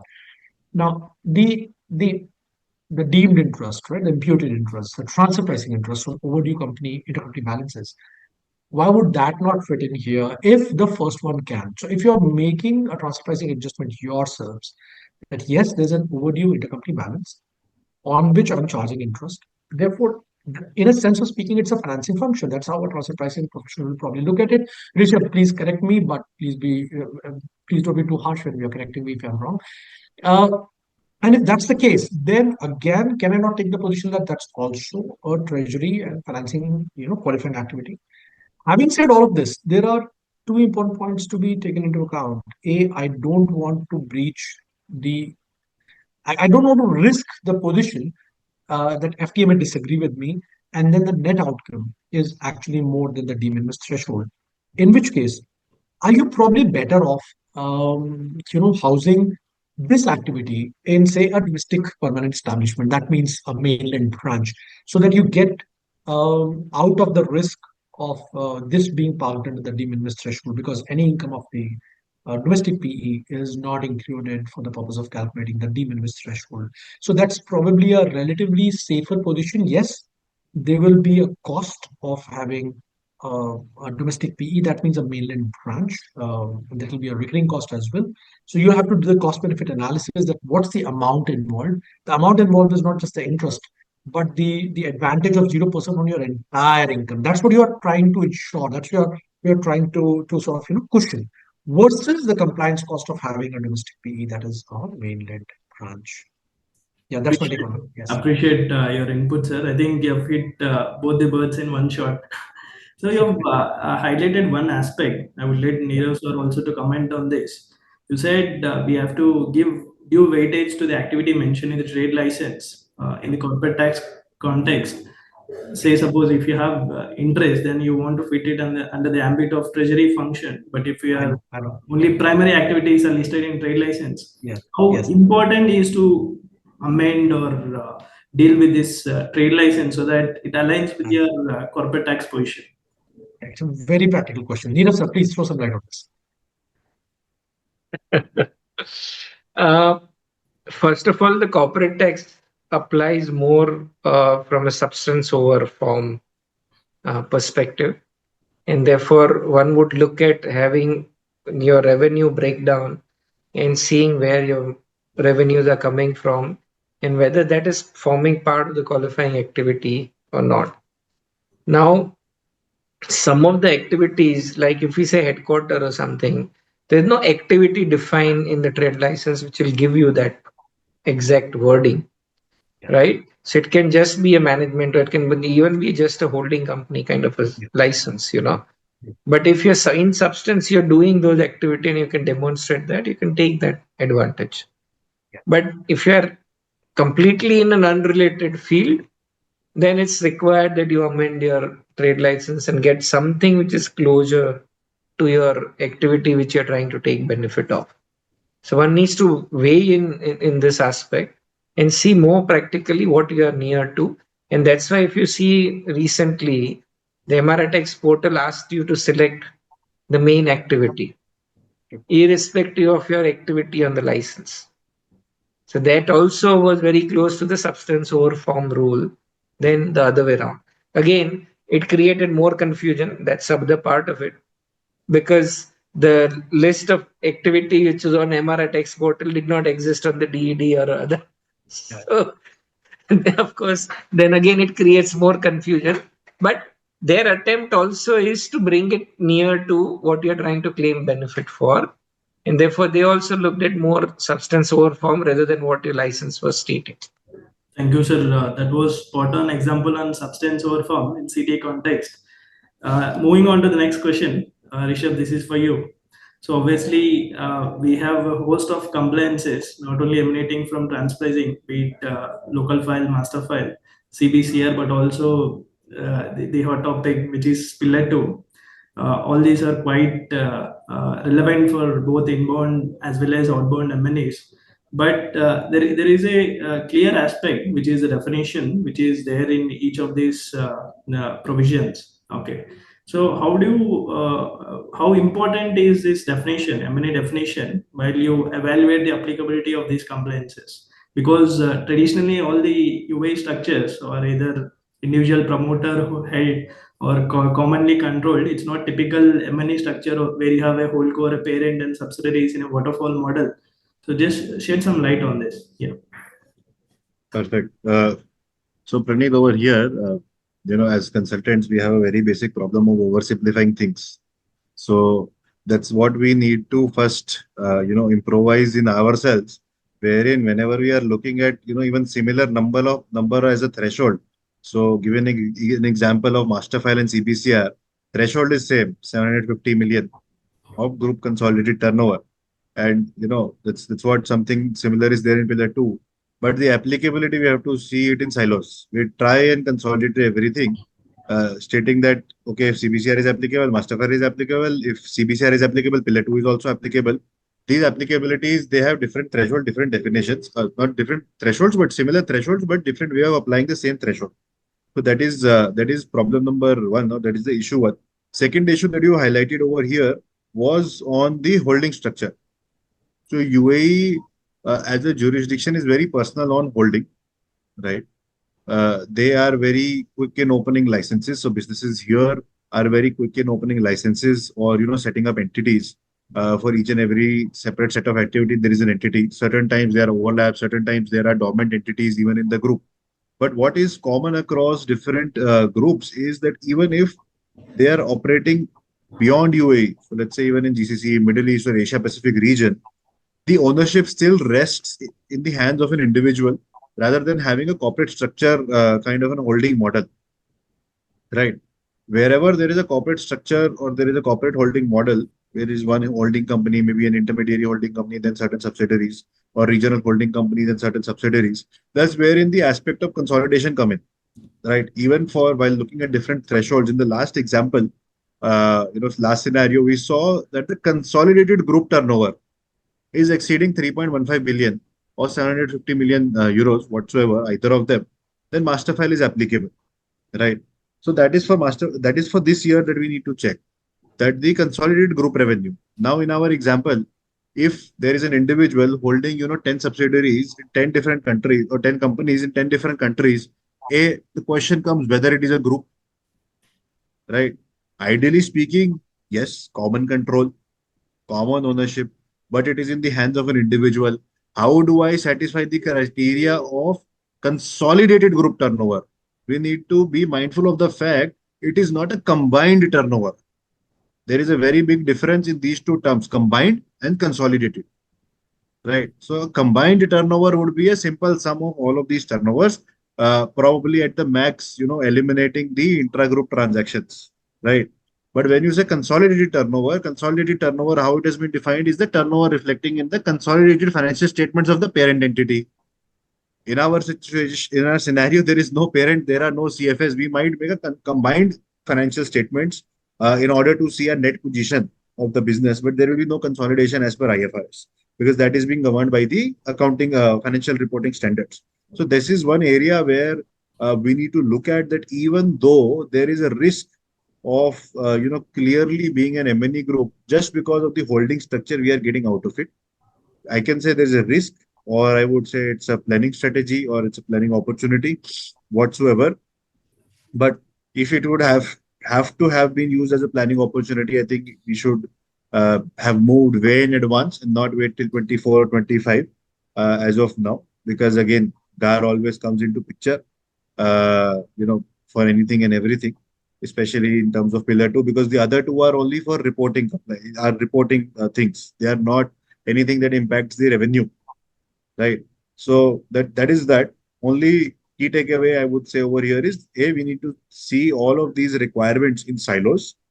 B, understand the definition as per the respective regulations and respective guidances for pillar two, which have been adopted.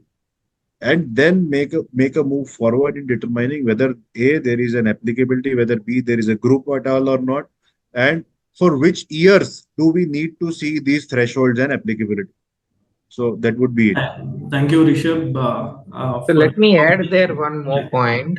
yes, sir. When you look at pillar two, you have to satisfy the turnover condition in 2 out of 4 years. So if you only met last year and not the earlier 3 years or even 2 years out of that, then that will not fulfill.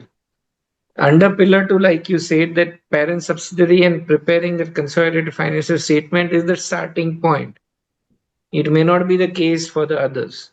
So the criteria of including which one where is more important. And I would not call this even a planning opportunity. One will not apply. If you're not meeting the threshold 2 out of 4 years, it will not apply. It's as simple as that. There's no planning there. Yes, if you're individually owning 5 businesses and you're not consolidating, when in most cases the trigger of pillar two does not exist. Understood, sir. So one need to understand and apply this in correct way. Sir, just to continue that loop, one out of turn question again. So, if someone is trying to break the structures to avoid the threshold criteria or definition criteria, do you think there is a clear exposure to GAR? What's your high level input on this? No, look, the GAR under pillar two is very different than GAR under corporate tax. And therefore, one needs to look at what are the GAR provisions there. And is it an intentional restructuring or is it something that was purposely done to have different line of business to hold differently? So again, commercial rationale is what will drive. Noted, sir. So commercial rationale should be the essence of whatever restructurings you do, so that we have a clear And documentation. to justify that. Point noted, sir. Moving on to the next question, I would request everyone to share your inputs on this. Obviously, this is a season of filings and compliances. We have our tax return, and there is a disclosure form which is appendix or part of it, which we are dealing through the Imara tax portal. Obviously, while we have a tax return guide giving a detailed guidelines, still there are a lot of challenges that tax professionals are facing day in day out as we navigate through this compliance season. So any what are your inputs on how to take care of these challenges or roadblocks as we file and ensure compliance for the first year, starting with Nirav, sir? Yeah. Look, practical challenge will always be there. And when you're doing it for the first time, It is going to happen. Secondly, what we need to also understand is that while we are learning, FTA is also learning. So they keep updating some of the features, some of the disclosure forms, some of the things on an ongoing basis. We have seen a lot of changes right from the time the registration started to where we are now. And even when the first time the tax return format was given to now where we are. So they are also updating. You have to keep pace with that. But more important to understand is that what is exactly the intent of that disclosure and how you need to address that. And very, very important is that most of the computation is then derived automatically. So one wrong figure will not let you match the taxable income with your own computation that you may have. So this is where one needs to be careful while selecting the disclosure, mentioning the each amount. Make sure that you are aligned with what you want to achieve as a final outcome. And therefore, at each step, one need to be very, very careful and see and make those selections. Yes and no can make a lot of difference. It can add 3 more forms or it will drop down to zero. So all that needs to be carefully done. Some of these choices that you're making are, please note, they are irreversible. So you're choosing yes, and that will become irreversible. So unless you're sure, don't do that. So all that needs literally a very, very detailed thought process, at least for the first year filing. So I'm going more at a higher level, and I'll leave for Gaurav and Rishabh to kind of take you into the each aspect of it. But this is where your crux is. So just to highlight a golden rule that you emphasized, instead of sitting on the roadblocks or complexities, take a rational call based on the intent of the law. So that's a way to navigate through these challenges. Yeah. You, Gaurav sir and Rishabh, any add-ons to this aspect? Nishu, you take the lead, I follow. So Praneeth, Gaurav is trying to dodge the question or no? I have a bigger question lined up next for Gaurav sir. Yeah. right? See, more Oh, than God. I would say practical challenges that businesses are facing. I would say that there are challenges that even tax professionals like us are facing in terms what Neerav sir mentioned, that a yes or no makes a very big difference, because only those relevant schedules will open up once you answer a relevant question. If let's say you answer, from a TP disclosure standpoint, the first question is asked, are you having related party transactions exceeding 40 million? The answer is yes. But to answer that yes, you need to do your homework first, right? To do that homework, a lot of taxpayers are not sensitive towards that homework. For them, and these positions are just a yes no answer. But to sensitize the taxpayer from a tax consultant standpoint, that these yes nos are a make or break for your overall tax position. As Neerav sir mentioned, that these certain positions are irreversible. So if you make a wrong call in year one without analyzing your positions, or without analyzing the conditions, whatever are necessary to opt for a particular election, and you make a wrong choice, either you falsely elect in, or in an uninformed decision you elect out, which is less beneficial to you. That is where the problem would kick in. Right. And the second issue, I would say, apart from this sensitizing the taxpayer, would be on, there are certain technical aspects that are being updated day in, day out. And usually the dilemma that we face is, what about the previous ones that we have filed? There was a time when the local file was a mandatory attachment. Right. Then there was a time when you were taking a small business relief, there were no attachments. There was just a submit button. Now there are attachments for filing a trial balance. We get a question that, we don't have books of accounts, but considering the bank statement, the revenue is less than 3 million. So you don't have books of accounts, but trial balance is a mandatory attachment. How do you continue to file that return? So those different, again, permutations, combinations from a technical standpoint, and how businesses have been operating until now with the complete freedom, has to be changed in order to satisfy the bare minimum criteria for return filing.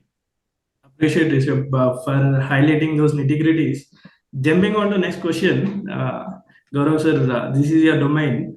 So obviously, UAE is a hub for all KMPs and expats, wherein they're sitting in UAE for whatsoever reasons, and then they are managing the global operations of these MNEs or the groups. Now we have this concept of poem without any threshold criteria. So if your decision making is driven out of UAE, obviously there are a lot of compliance aspects that you have to bear in mind. If you have to highlight key aspects that the consultants and clients have to bear in mind as we navigate through this poem compliance, that'll be very useful. Yeah. Thanks, Pranit. This is a good question.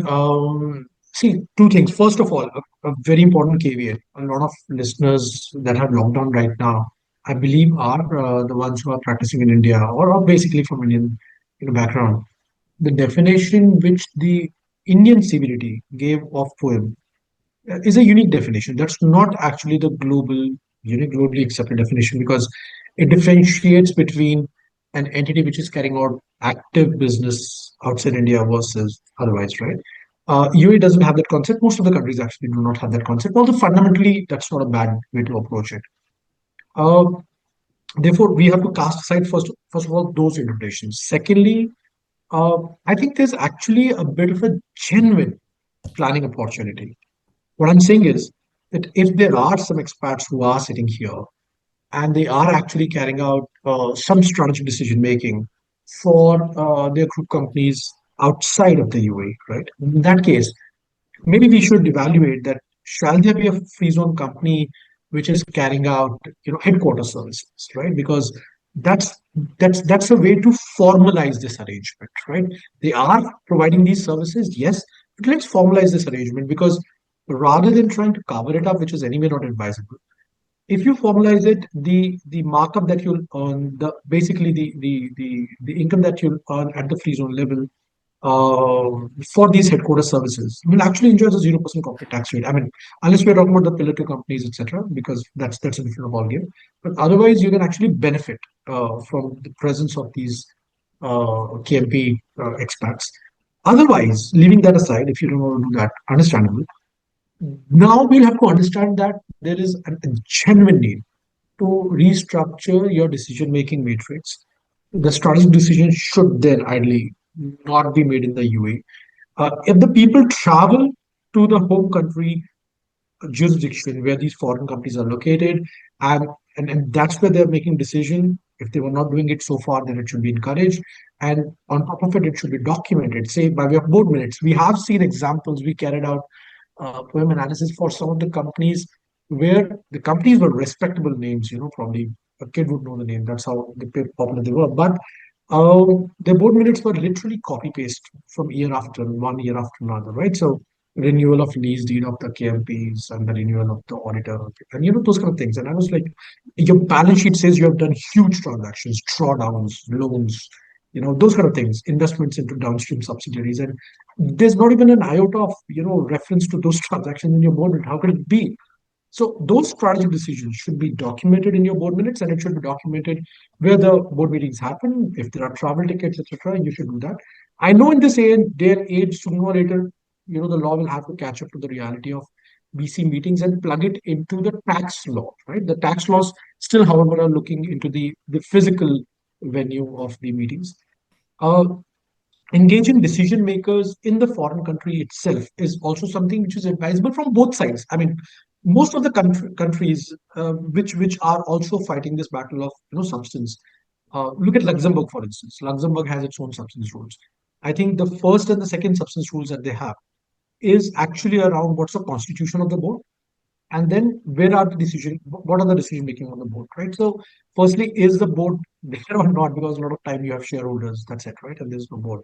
And secondly, they actually ask down the list of the test that are there any managers sitting in Luxembourg who are taking those decisions? So it's time to probably have a relook at the decision make the way you have been taking decisions.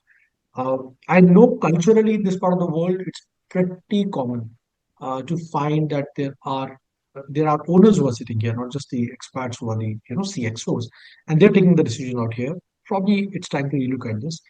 Uh, you should also probably have clear legal agreements laying down what's the exact role of the expats who are sitting here, because just because they are senior people, it should not convey an impression that they are taking the decision. Maybe they're just participating in advisory capacity, right? Maybe they're advising the actual decision makers sitting in the foreign countries, but so long as it's not documented, it's always going to raise the eyebrows. So maybe legal agreements clearly bringing it out will also help the process. Of course, only legal agreements seldom help.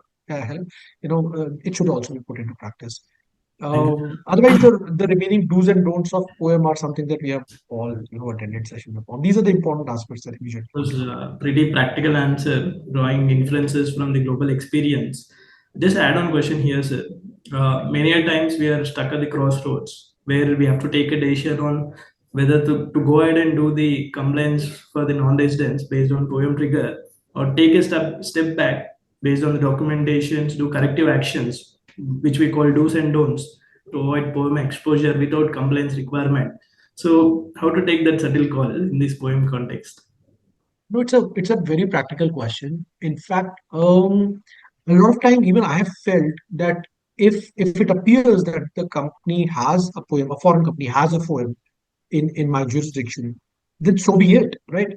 Practically, uh, the client will actually struggle on the count that from a tax treaty perspective, from the domestic law of UAE perspective, it's easy to say that poem is here. Now, would the country of incorporation, right? The country of incorporation so easily let go of its share in the pie, that is its taxing right over that company? Will it so easily agree that the poem of a company incorporated in its state is not located here and therefore it's not tax resident here? Practically, it's not going to be that easy. It's One can imagine any company happily saying, and any country happily saying that a foreign company has a poem here, so it's global English taxable here. Not many countries will be so benevolent to say that there's a company incorporated here, but the poem is elsewhere. In Mauritius, there used to be a situation in which this happened, but otherwise, generally not so. So my point is, there's going to be litigation, and I know we have talked about this hundreds of times. That tiebreaker rule in the treaty solves it, but how many times this tiebreaker rule is going to be accepted? And a lot of treaties now, particularly the ones which are now CTAs through MLI, they actually are also looking into the possibility of that whether or not this test should be, whether or not this battle should be handed over to the competent authorities, and they should then finally decide. Which means it's a long drawn process. I mean, yes, OECD says that these processes should be, the MAP processes should be shortened, and yet has it actually been implemented all the way? Hardly a few jurisdictions. Therefore, if the choice comes to me about deciding whether to simply say that yes, the poem is here, versus trying to genuinely make an effort to educate the clients, to educate my companies that you will face some legal battle about this, and rather than that, why don't you do the right thing? That if a company is incorporated in a particular jurisdiction, don't treat that company as a shell company. Instead, let it have its own decision makers there. So that's my take over it. Thank Let's you, not sir. simply take the decision that let's move the poem over here and go on. Agree with you. Appreciate your insights on this. So we have three more questions. We have 12 minutes, and three questions are very important and relevant. Just to give that comfort to the audience, you can be rest assured that we'll be sharing the profiles of the speakers, wherein the coordinates of the speakers are highlighted there. You can reach out to them offline, and then take the discussions forward. So with that, moving on to the next question, Rishabh, this is for you. So obviously, to ensure TP compliance, there's something called LP standard that has to be met, which might require certain TP adjustments. Now, if a claim comes and asks you, okay, so whether doing ALP or TP adjustments is more risky, or is it less risky because you are ticking the box of compliance? What will be your answer or guidance to that? And also, what are the various scenarios in which you can do TP adjustments as you start from books closure to tax filing and then leave it open for the audit exposure? Sorry, You I muted was yourself. mute. Yeah. So, Praneeth, it depends upon who is asking and who in which capacity I am answering. So, if it's a purely a professional setup, never say no. That is the thumb Don't rule. confuse.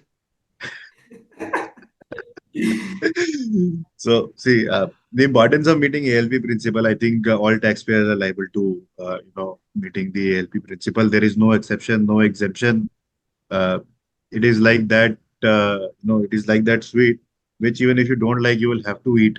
So you don't have a choice for that. So it is better that we fall in line from day one and, stop finding excuses and logics and arguments for not being compliant. Even, to give you a perspective, even the smallest of the smallest taxpayers, like people or companies which are adopting for small business relief, these are the smallest fish in the overall system, revenue less than 3 million. Even for those taxpayers, the FTA in their one of their guides has clearly mentioned that yes, there is an exemption for people adopting small business relief from TP documentation. That is the local file. Of course, you are not reaching the threshold, and the TP disclosure form. Whatever is mentioned in Article 55 is exempt. However, if the FTA asks, you would need to produce the documents to show that you have transacted with your related party or not.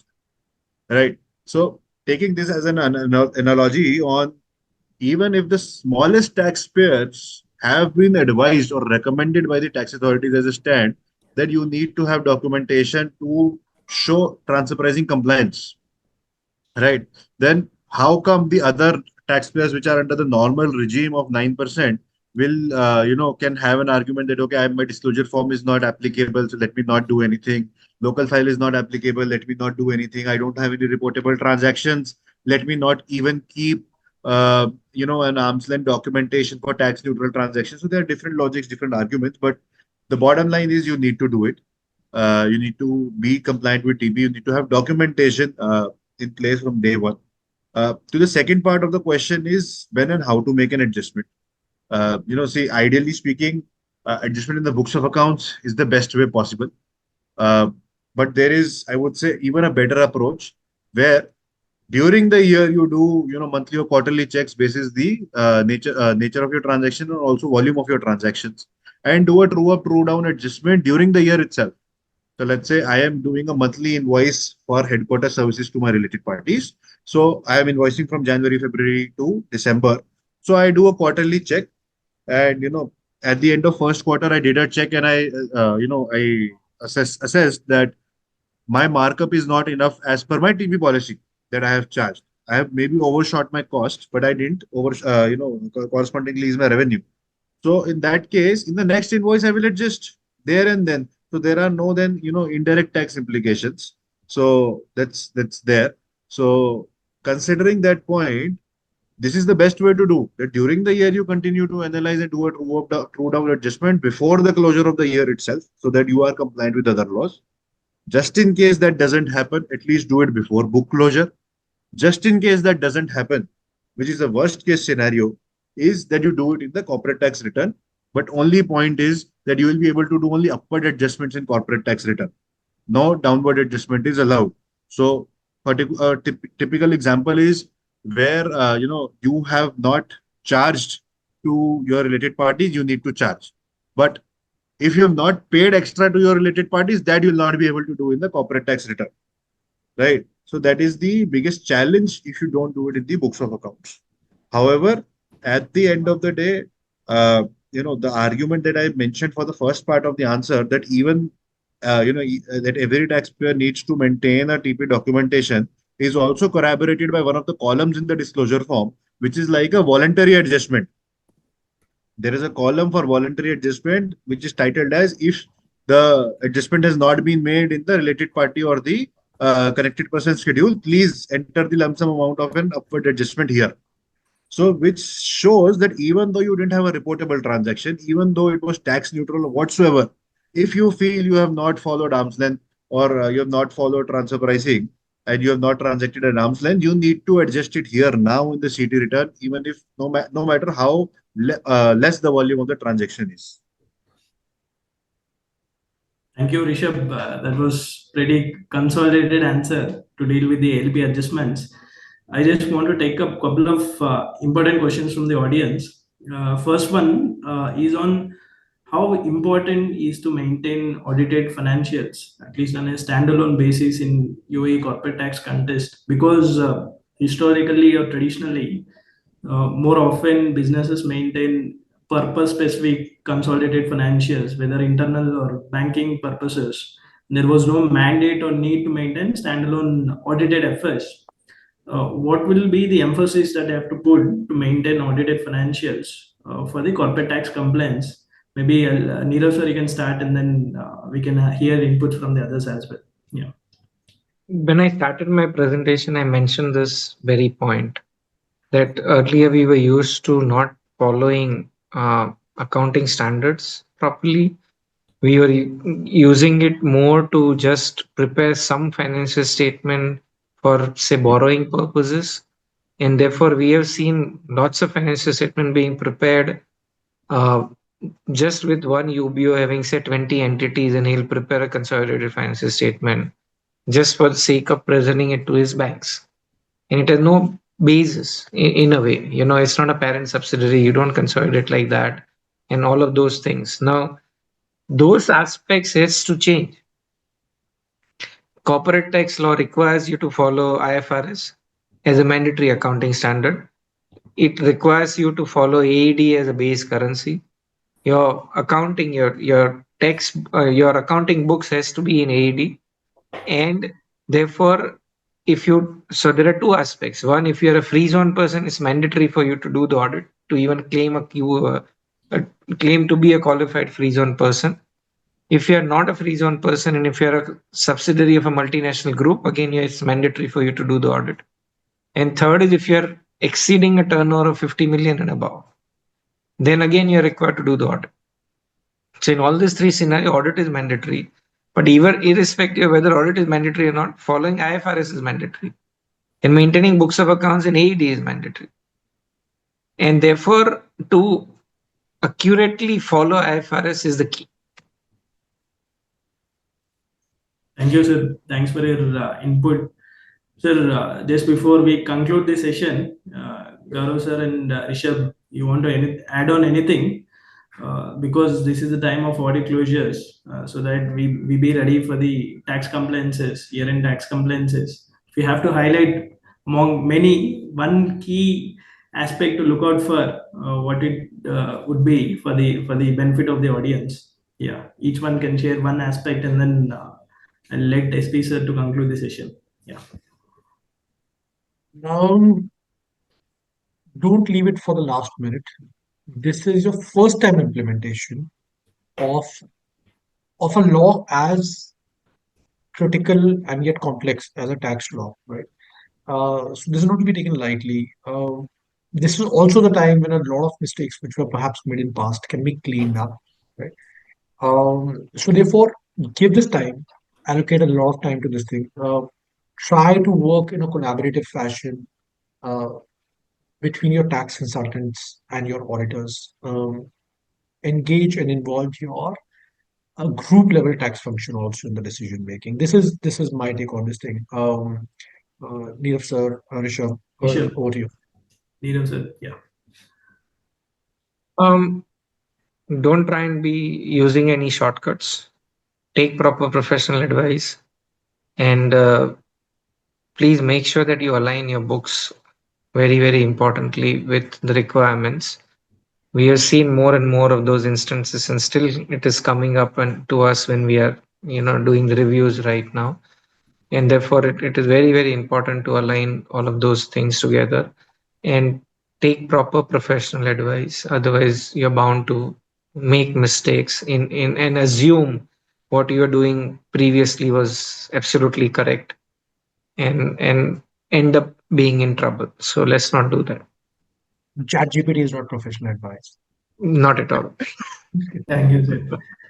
Sir, we have Rishabh. just to share an anecdote. We have had instances where our report was reviewed by the group CFO by uploading it into ChatGPT and saying that please tell me, as per the UAE TP guidelines and the OECD TP guidelines, what are the gaps in this report?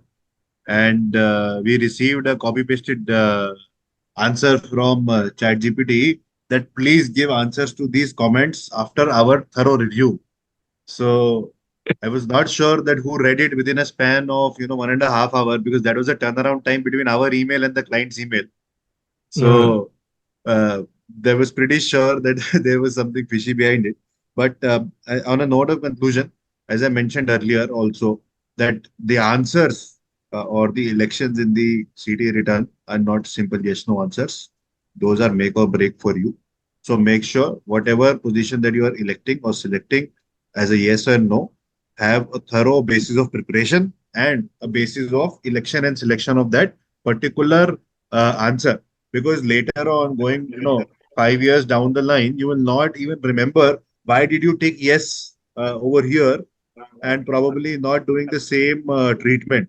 So document that part, each and every option that you're selecting with the particular reasoning alongside on whatever numbers, figures that we are putting in the tax return should have a basis of preparation, because there are so many things that we need to put, especially when you're filing for a QFZP. So total number of employees in each emirate, and then you have things like after the direct expenses, there's a specific column for employee cost. So there is confusion on where to put the employee cost. There are specific columns for depreciation. You don't know where to put the depreciation, whether in direct cost or directly, in the indirect cost. So align that with the FS, but make sure that you have complete mapping of each and every aspect of the form alongside your base information. So that would be only a pro tip for every taxpayer and tax filer for this compliance. Thanks, Rishabh. That was a fruitful 2 hour session, surely for me and also for the audience, I believe. With that, SP sir, you can conclude the session. And again, thank all the speakers for taking out time and sharing valuable inputs. As I said in the beginning, it's kind of a free consultation, but very valuable for all the audience. Thank you. Yeah. Sure, Praneeth. Development of any legislation basically consists of three phases. And interestingly, they do not move in the linear fashion. They do not move in the circular fashion, but they move in a zigzag fashion. So it's something like neurons in the brain. One is legislation. So UAE had the legislation. They put it in the public domain. Now is the time for implementation as well as administration. Implementation by the taxpayer and advisors, and administration by the authorities. And then will come the judicial phase, which I think is going to take time. Now, for the implementation aspect, the speakers have put in really very, very valuable inputs. They have highlighted the areas which need to be taken into account. Nothing should be done in a shortcut manner. Go after very, very robust documentation. Do not proceed with the end, a favorable end in the mind. Look at each and every step and analyze in a very, very dispassionate manner. Your clients may be very much attached to the result, but advisors should never be attached to results. My advice to all the chartered accountants, because the moment you get attached to the final result, all your arguments move in one direction. I'm really impressed by the depth of the knowledge. All the speakers, I can't name one of you. All of you have done so marvelously well. I'm sure the participants must have been very, very benefited, and will sure take necessary steps to be on the right side, because all your efforts have only one touchstone, and that is acceptance by the authorities. So keep that in mind, and proceed with that. Do approach the advisors for the advices, and advisors should be very, very judicious in giving the advice. With these words, and really thanks to Praneeth for conducting the whole webcast in a real professional manner. I mean, the way he is. And thanks to Neeraj, Gaurav and Rishabh. I'm sure Gaurav will will not like me calling him Gauravji. So, and Rishabh, it's really, really very, very fruitful, deliberation. Thanks to all of you, and thanks to the Secretariat of the Committee for International Taxation. They have marvelously, managed the thing. There has no been any hiccup. Thanks to them and thanks to everyone. Thank you. Thank you, sir, and thank you, the Thanks so much, moderator, sir. sir. Thank you, sir. Thank you, sir. Have a great Thank day. you, everybody. Thank you. Thank you, guys. Yeah. Thank you.